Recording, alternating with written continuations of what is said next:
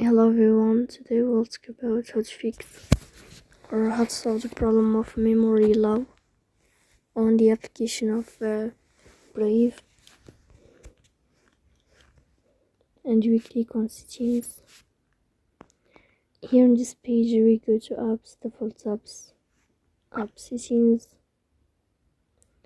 Then this page of app info, we click on Brave app and you will enter.